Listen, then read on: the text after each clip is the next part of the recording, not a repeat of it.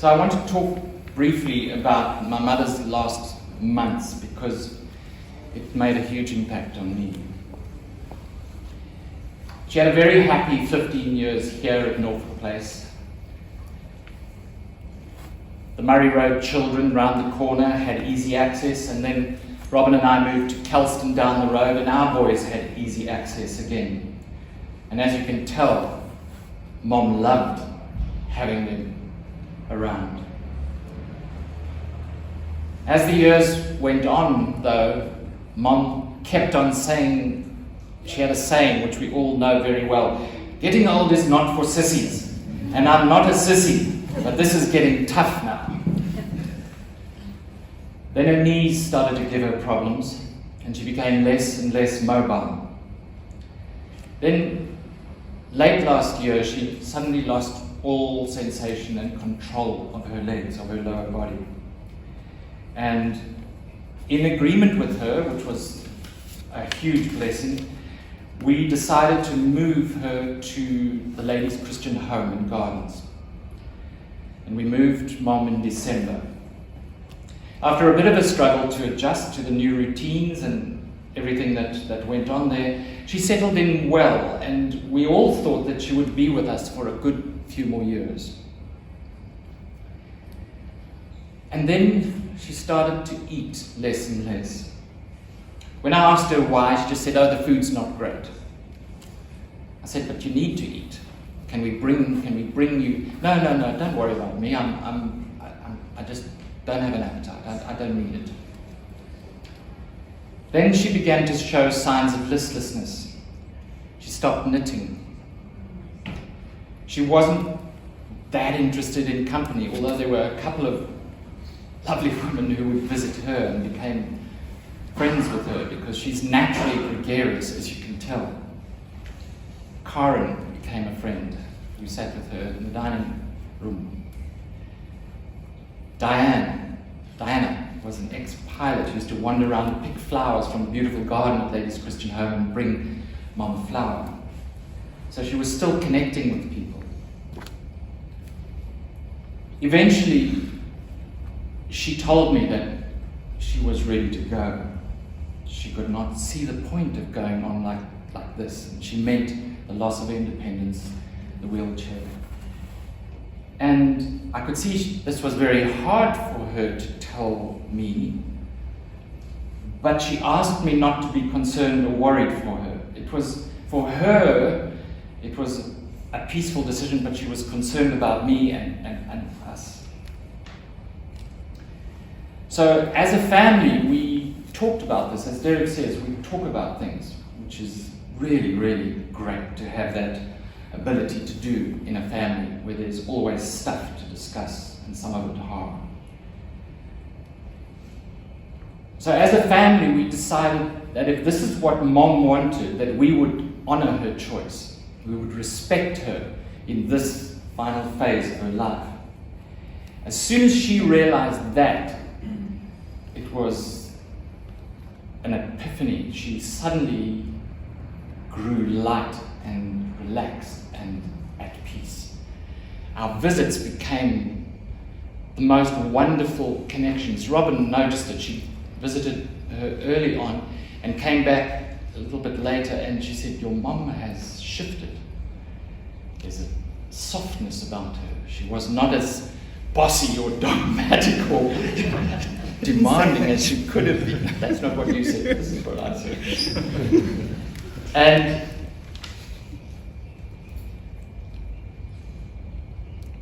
it began to remind me of Anne in her final days, Anne got so beautiful in those final days.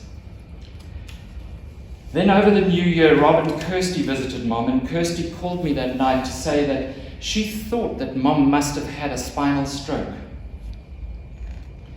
that it caused the paraplegia in her lower body. It made sense and helped us all understand what had happened. The family understood. The wonderful staff at Ladies Christian Home understood more, and so then how to care for Mom. And Mom herself understood. but it added to her decision that she did not want to live like this. Personally, I can't thank Kirsty enough for this insight and for all your love and support through the last few months particularly. And Mom became increasingly grateful to all of us. She could not stop saying thank you. Thank you that we weren't pressuring her to eat, to go to hospital and get her bloods balanced or whatever they do. They put you on a drip and they keep you alive forever. Mom was choosing the way she wanted to go. And we were able to honor that.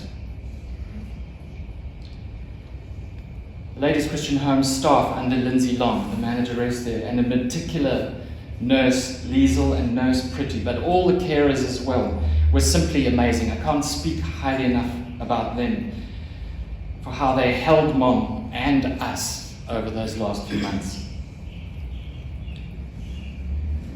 Their instinct is to try and feed, and Dr. Galant, the wonderful doctor who wanted to put Mom in hospital, but then when I spoke to her and said, Mom doesn't want that, we don't want that, we're asking you to respect, she was absolutely accepting of our decision. So she became a supporter for us in those last weeks as Mom slowly faded away.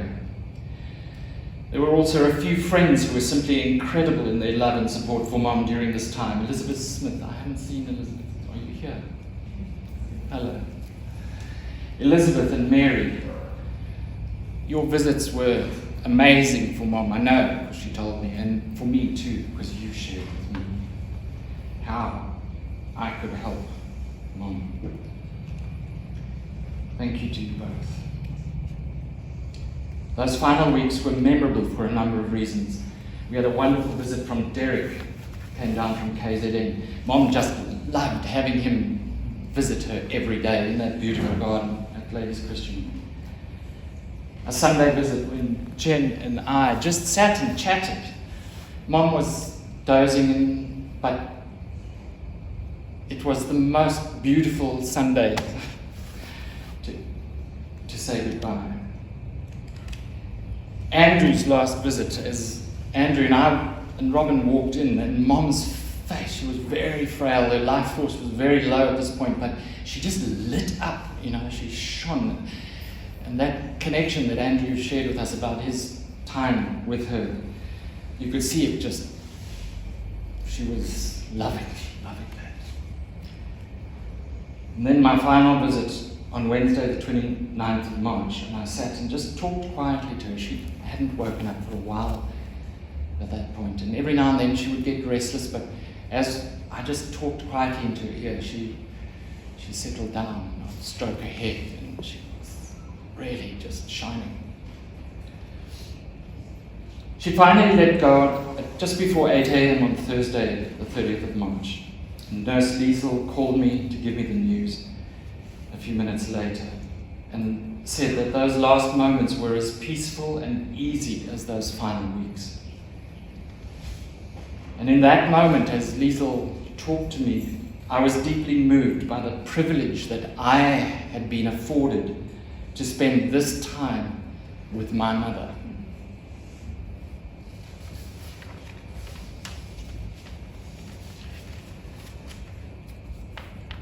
So Jennifer Jane Young has left us, so much richer for her being with us for the past 86 years.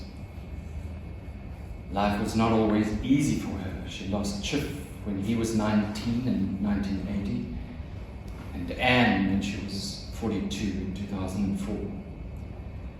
The death of a child is something parents say they almost never recover from. Mom lost 2 children. But she never gave up living the love that she believed in so fervently.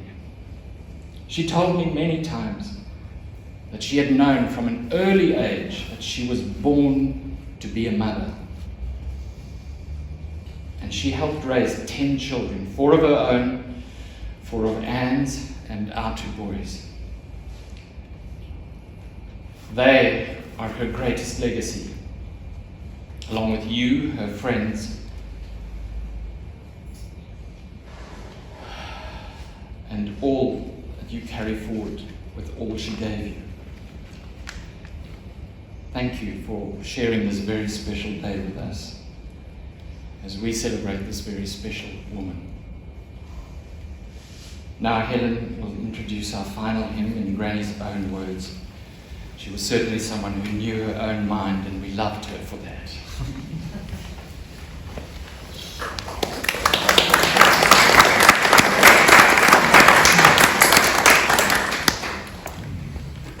So I'm just going to read Granny's words. This hymn always thrills me. I also sang it for the first time when I was at school. Now it is not sung often enough. Sing it with gusto, because every word is true.